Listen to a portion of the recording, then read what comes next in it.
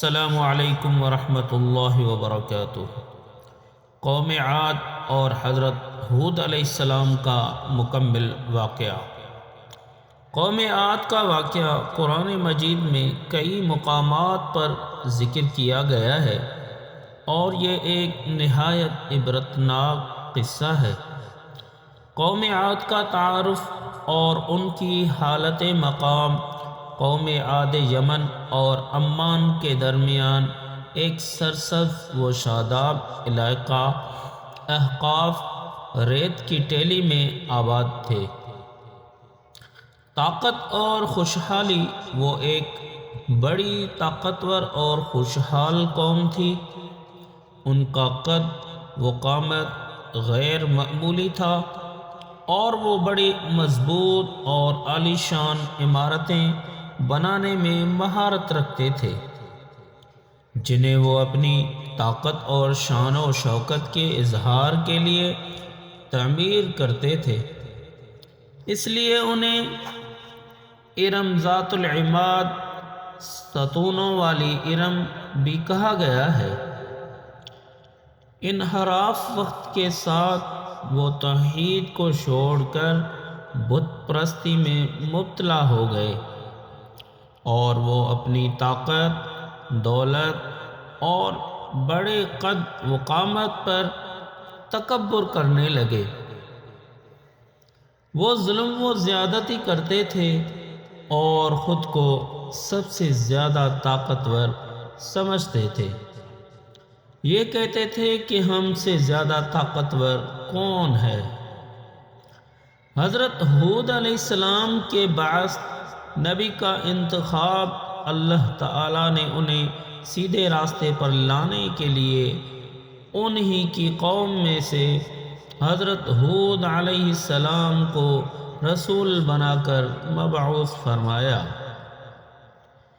دعوت کا آغاز حضرت ہود علیہ السلام نے اپنی قوم کو توحید کی دعوت دی اور فرمایا، اے میری قوم، اللہ کی عبادت کرو، اس کے سوا تمہارا کوئی معبود نہیں۔ تم شرک کر کے اللہ پر محض بہتان باندھتے ہو۔ نصیحت آپ نے انہیں اللہ کی نعمتیں یاد دلائیں اور تکبر چھوڑ کر اللہ سے معافی مانگنے اور توبہ کرنے کی تلقین کی، تاکہ اللہ ان پر آسمان سے خوب بارش برسائے اور ان کی طاقت و قوت میں مزید اضافہ فرمائے۔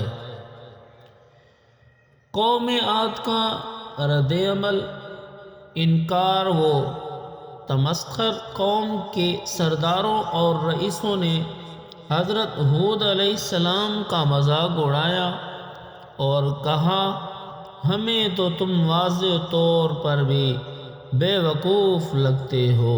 اللہ، ہم تمہارے کہنے پر اپنے معبودوں کو چھوڑنے والے نہیں ہیں اور نہ ہی ہم تم پر ایمان لانے والے ہیں۔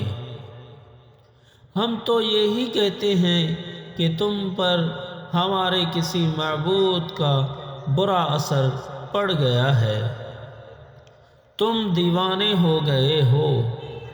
سرکشی میں اضافہ، قوم عاد نے آپ کو جھٹلایا، ظلم و ستم جاری رکھا اور اللہ کے عذاب کا وعدہ سن کر مزید سرکشی اختیار کی اور کہا، اگر آپ سچے ہیں تو جس عذاب کا آپ وعدہ کرتے ہیں اسے ہم پر لا ڈالیں۔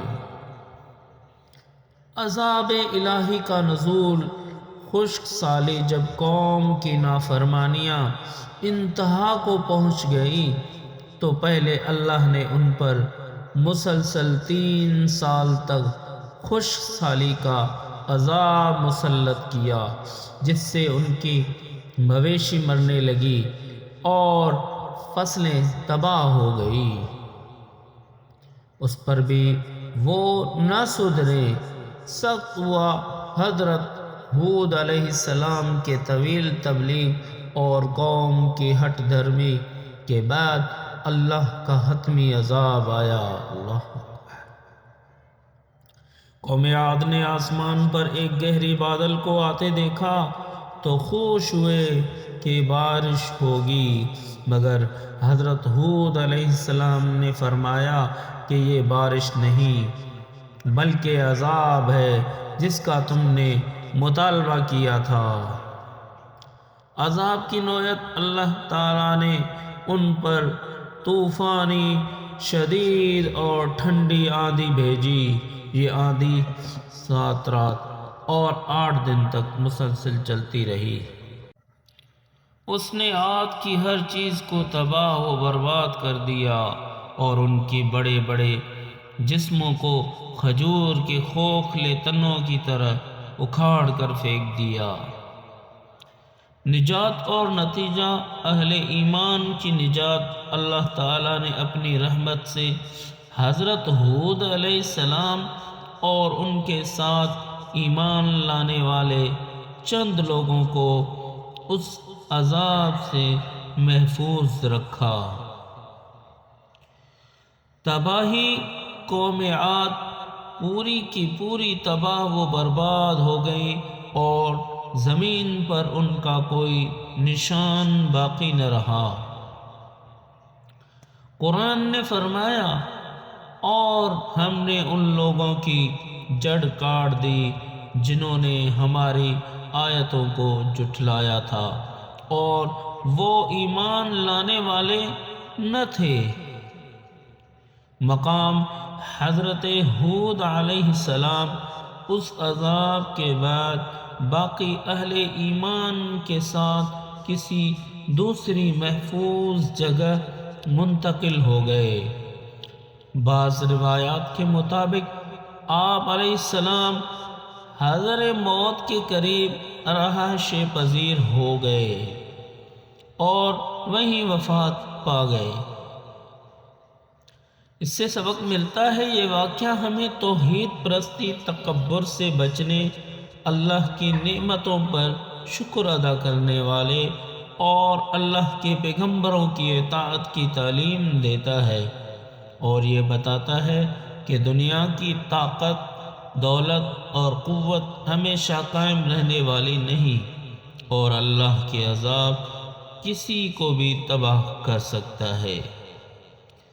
استغفر اللہ۔ برائے مہربانی چینل کو لازمی سبسکرائب کریں۔